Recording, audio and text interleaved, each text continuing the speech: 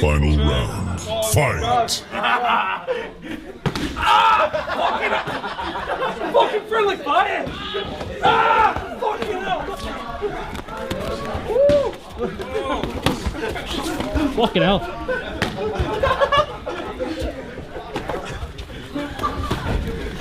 Wrestler now! Oh, loads of fucking arms having Paddy then! He's on the ankle.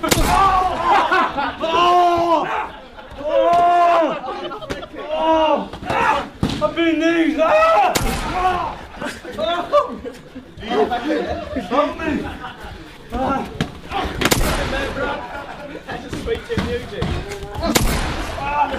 Let me go!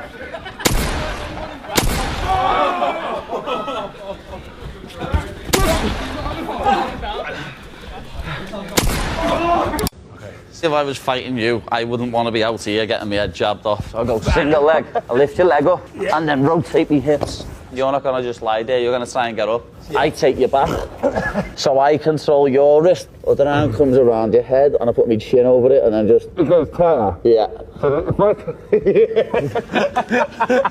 That's mad, isn't it? If you'd done that properly, I reckon I could get out. First time I've been in a cage, I just said to myself, this ain't for me. The game is to try and tap the shoulder like so. If you tap me, I owe you one burpee. Can't even reach his shoulder. He's just gonna do that like I'm his little brother. Cages, cages. I've got to be with him, he's massive. Yeah, I've got him there. Paddy, good man. It's like shooting a takedown, I've got one over on you here.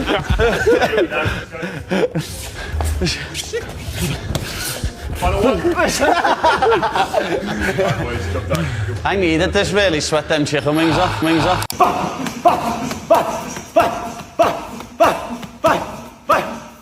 Fast as you can, come on!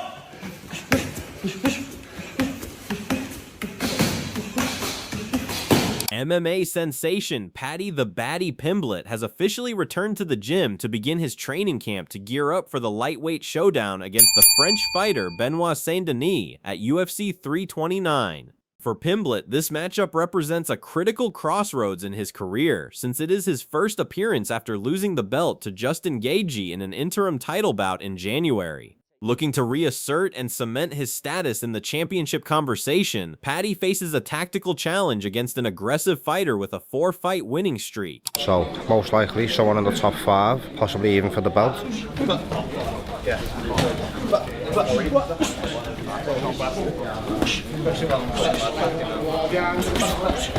That's exactly what Brisbane got it, isn't it? Okay, time! Paddy's style is built around his relentless pressure and suffocating grappling. He chooses to move forward confidently and waits for the perfect moment to take the fight to the floor. Instead of relying entirely on his striking, which he admits can take some time to find its rhythm, he uses his wrestling to neutralize his opponent's weapons. When the fight hits the canvas, Paddy uses his body weight and control to trap his opponents beneath him. His top game is a mix of smothering pressure and constant ground and pound that leaves his opponents with absolutely no room to breathe. This style makes him extremely dangerous because once he secures a takedown, his opponents find it nearly impossible to get back up, slowly breaking down under a pace they simply cannot handle. Miyagi.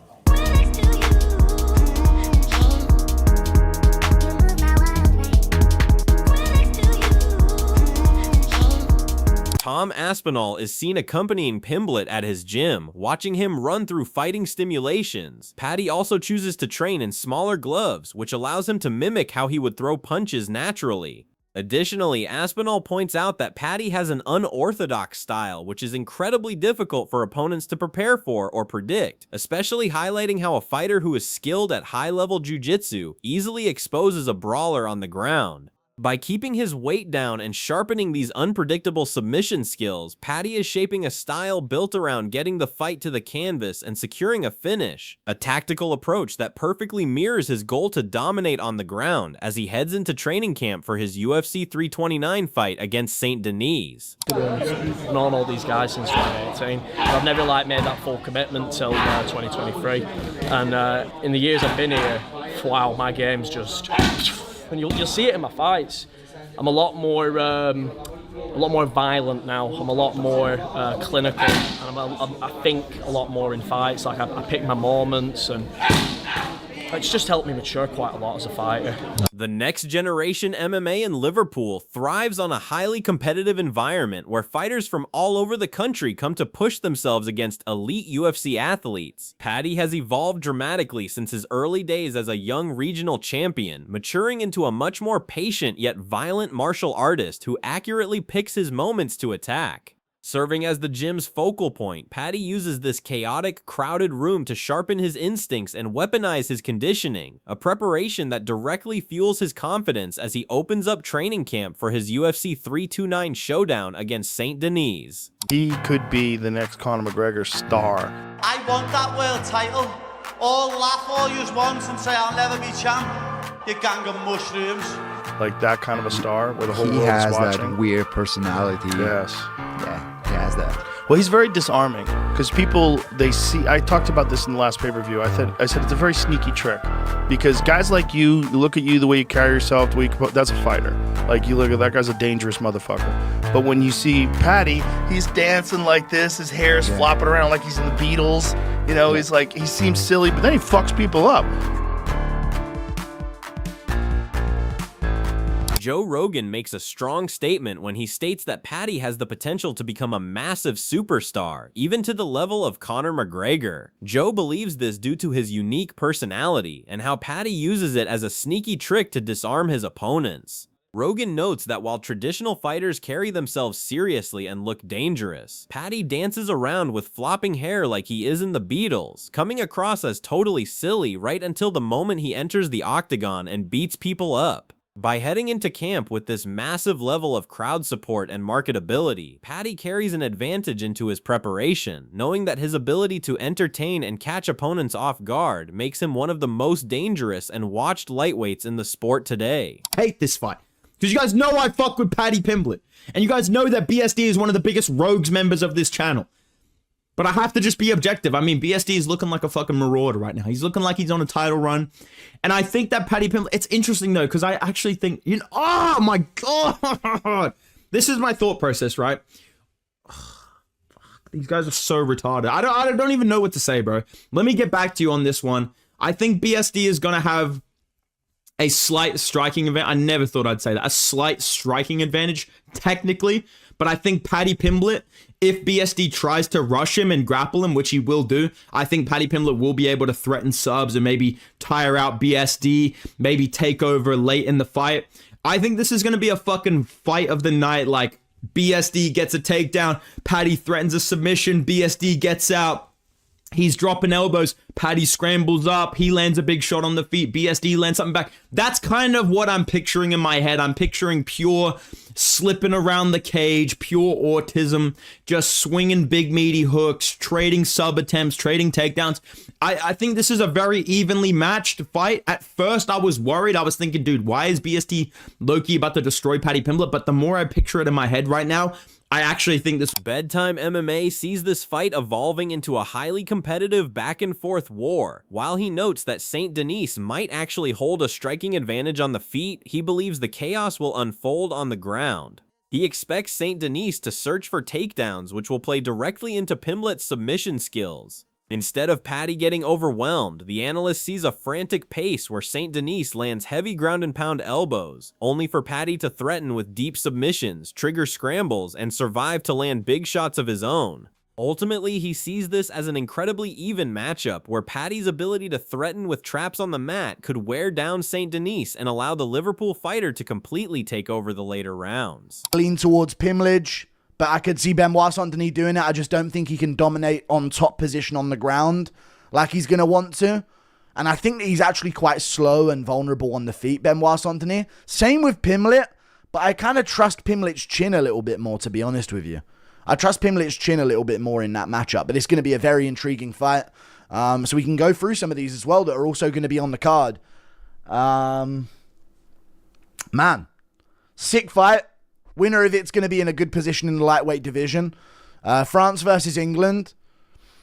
I don't know about it. I feel like Benoît pressuring Pimblett. You know what worries me about this, actually, and I'm going to say it, actually. I'm actually leaning towards Benoît Saint-Denis because I've just had a vision in my head. The MMA guru leans towards Pimblett winning the fight after breaking down the tactical matchup. He believes that while Saint-Denis will want to use his heavy wrestling to dominate from the top, Paddy's defensive grappling will likely put a stop to that. The MMA guru also points out that Saint-Denis is actually quite slow, and that makes him very vulnerable to getting hit. He ultimately sides with Paddy's durability to survive any heavy exchanges. By understanding that Saint-Denis leaves dangerous openings while striking and relies entirely on top pressure, Paddy can tailor his grinding training camp to exploit those exact weaknesses and secure a major win for his lightweight division ranking. Pimblett's biggest weakness on the feet is when he circles out once his back hits the cage. Benoît has made a highlight reel for himself, catching people while they're circling out against the cage. With the head kick that he throws, with some of the shots that he throws at angles, put away Beneil Dariush. I know a lot of people have done that to Dariush recently though, but I'm worried that Pimblett may get caught by one of those crafty shots from Benoît when his back hits the cage and he starts scooting with his hands by his waist, because Pimblett often does that. But would Benoît beat Gaethje? Or would Benoît be another Fiziev?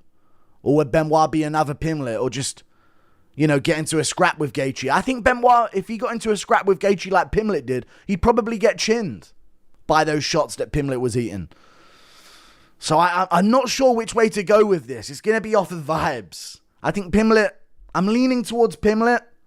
The MMA guru further goes on to highlight one of Pimblett's weaknesses. He notes that when his back is to the wall, Paddy has a habit of dropping his hands to his waist while trying to circle out. He warns that Benoît Saint-Denis is a master at trapping opponents in this exact spot, using angled shots and head kicks to catch them as they try to escape. However, he also points out that Saint-Denis is extremely aggressive and prone to rushing in blindly, which means he could easily run directly into one of Paddy's unorthodox uppercuts. As Paddy starts training camp, correcting this defensive flaw against the cage will be an absolute priority for his coaches. By focusing on keeping his hands up and staying off the fence during his tactical drills, Paddy can neutralize Saint-Denis' most dangerous offenses. Next up, we got Benoît Saint-Denis versus Paddy Pimblett. God, another one. It's like, Benoît is not a giant star, and he's an absolute animal, especially on the ground. He's an absolute animal. If we see the same Paddy Pimblett that came out and fought Justin Gaethje, there's a good chance the God of War takes his ass out. Okay, the God of War is on a 4-fight win streak. All subs. He cranked Rufy's face off. He KO'd Beneil Dariush. He TKO and broke Dan Hooker. Now he's taking on Paddy Pimblett. Who's Paddy Pimblett? Paddy Pimblett hasn't lost since 2018 before this last one. So since 2018, he's been winning and finishing all these guys. Confidence just at another level. We're like, oh my God. After he beats Michael Chandler, we saw this growth. Comes in against Justin Gaethje and just doesn't look great. And Justin Gaethje kind of fights. In that fight, he fought similar to Benoît, how Benoît fights. Benoît's going to get in your face, make it hectic. First 5 minutes, pedal to the metal, just like Justin Gaethje did. Now, he suffered his first loss, and it was a serious it was a pretty bad beat down. Tim Welch gives his take on the matchup. He believes that Saint-Denis poses a very dangerous threat to Paddy. He notes that Saint-Denis is riding a win streak full of brutal finishes, which mirrors the forward pressure that gave Paddy serious trouble in his recent loss. Welch points out that while Paddy was riding high on supreme confidence and growth after finishing his previous opponents, his last performance showed vulnerability against that exact style of aggression. Ultimately, Welch is surprised the UFC made this specific matchup, predicting that if Paddy comes out with the same flaws seen in his last fight, Saint-Denis has a very strong chance of taking him out. Now, the co-main event is the one we all expected, and they've been hinting at it. That is Benoît Saint-Denis versus Paddy Pimblett, number 5 versus number 6 of the lightweight division. These guys are actually quite similar. Both big lightweights, both jiu-jitsu guys, both like brawlers in the stand-up. They're not super technical, but they bring the fight, and it should make it close.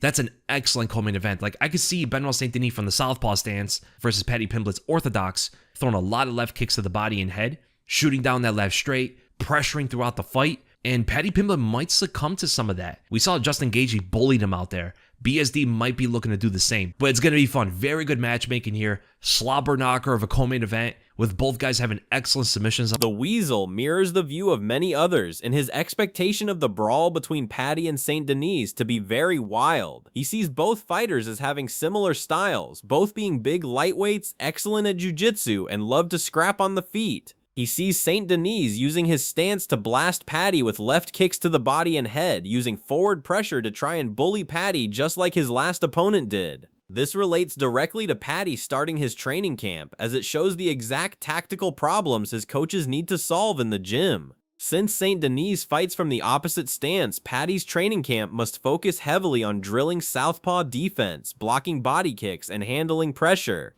By mastering these adjustments during his camp, Paddy can stop himself from getting bullied and set up his own elite submissions to win this war. With Paddy Pimblett officially starting his training camp, the stage is set for a massive lightweight war against Benoît Saint-Denis at UFC 329. This fight is a clash of styles, pairing Saint-Denis' heavy southpaw pressure against Paddy's submission skills and top control. This camp at Las Vegas will be all about Paddy fixing his defense against the cage, slowing down a wild early storm, and finding the perfect moment to take the fight to the floor. Drop your predictions in the comments below. Does Paddy get the submission, or does Saint-Denis take the win? Make sure to like, subscribe, and hit the notification bell so you never miss a breakdown.